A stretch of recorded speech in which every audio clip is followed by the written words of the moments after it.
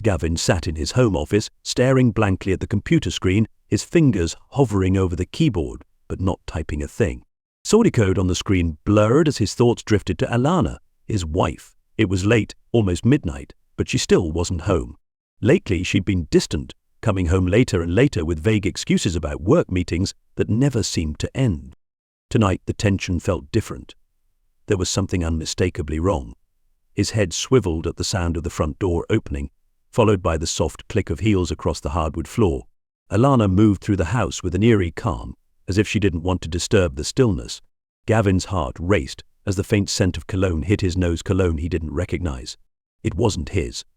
That sharp, unfamiliar scent mingled with a pang of suspicion he'd been trying to suppress for weeks.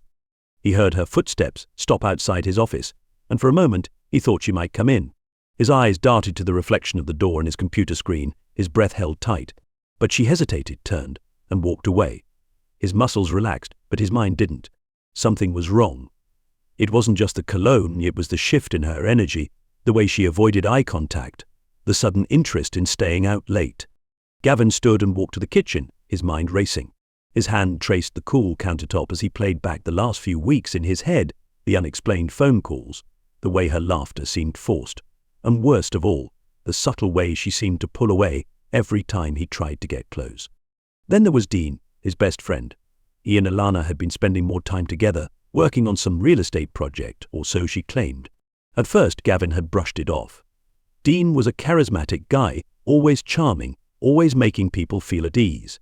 But now there was a gnawing doubt in his gut, and the scent of that unfamiliar cologne had made everything worse. Something wasn't adding up, and Gavin knew it. He reached for his phone, contemplating calling Dean, but the thought twisted his stomach. What if he was right? What if there was more to this than just his wife working late and his best friend helping her with her career? He clenched the phone in his hand and stared at the darkness beyond the kitchen window. His suspicion had been lit, and now there was no turning back.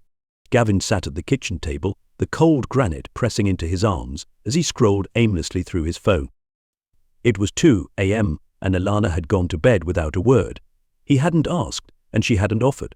The walls between them had grown thick, built from the silence and the unanswered questions. He had no proof, nothing concrete, but the feeling in his gut told him that something was off. She was pulling away, piece by piece, and tonight the air in the house felt different. Colder.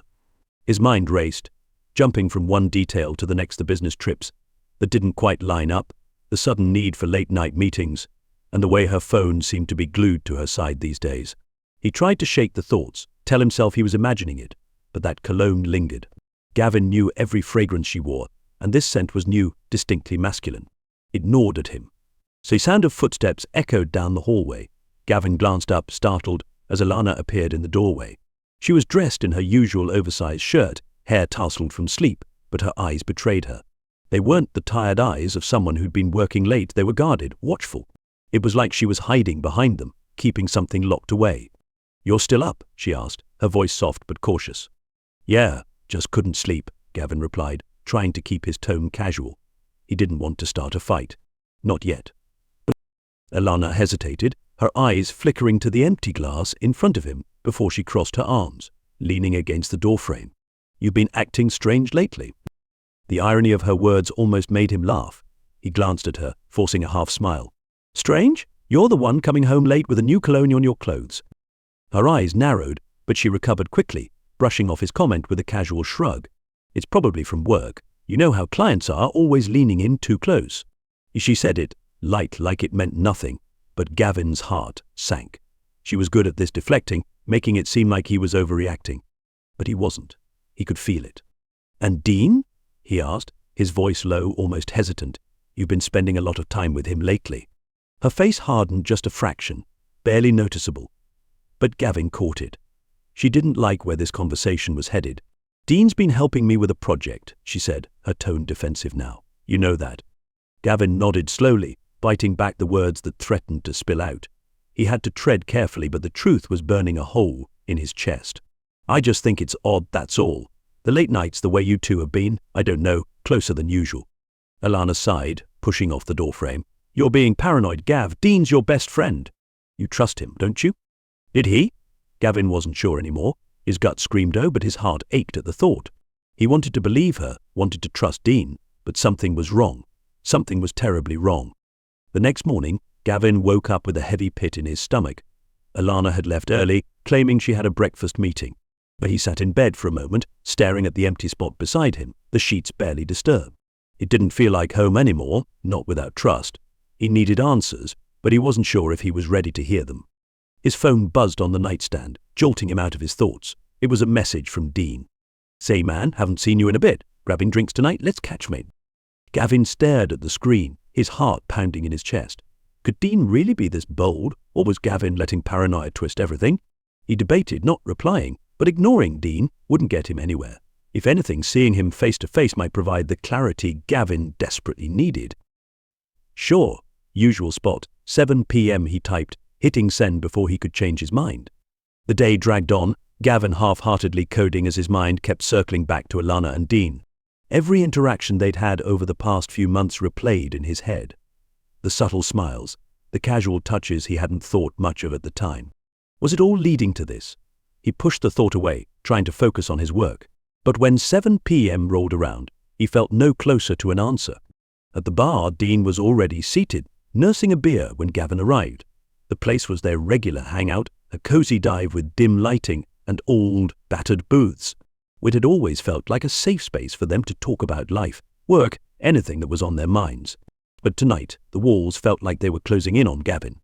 "Hey man," Dean greeted him with a smile that didn't reach his eyes. "Long day." Gavin slid into the booth across from him, forcing a smile of his own. You could say that. Dean took a swig of his beer and leaned back, casually stretching his arms. "You've been quiet lately. Everything good with you and Alana?" There it was, the question that hung in the air like a ticking bomb. Gavin stared at Dean, searching his face for any flicker of guilt, any sign that he was hiding something. But Dean's expression was unreadable, too smooth, too practiced. "We've had some issues," Gavin admitted, trying to keep his voice steady. He wasn't going to lay all his cards out just yet. "Things have been tense."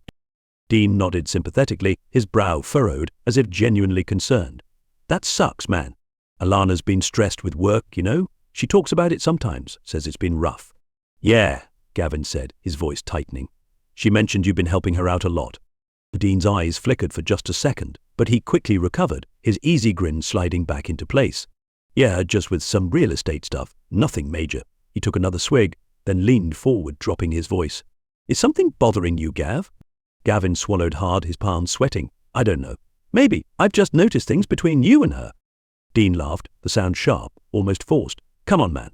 Alana's like a sister to me. You're overthinking this." He reached across the table, clapping Gavin on the shoulder, but the gesture felt too casual, too dismissive. Gavin forced a smile, but inside, his doubt was deepening. Something wasn't right, and Dean's charm wasn't enough to smooth over the cracks. Gavin left the bar that night with a gnawing unease that no amount of Dean's reassurances could shake. Dean had been smooth, maybe too smooth, brushing off Gavin's concerns like they were nothing. But that fleeting flicker in his eyes when Gavin had mentioned Alana, he'd seen it. For a moment, Dean had let his mask slip.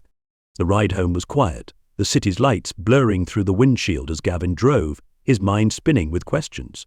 Was he overreacting, seeing things that weren't there? Or was there more to the story than Dean or Alana were letting on?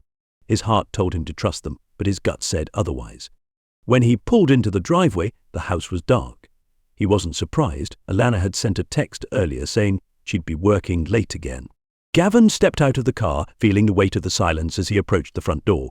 He hesitated before unlocking it, wondering if this was what his life had come to doubt, suspicion, waiting for something to break.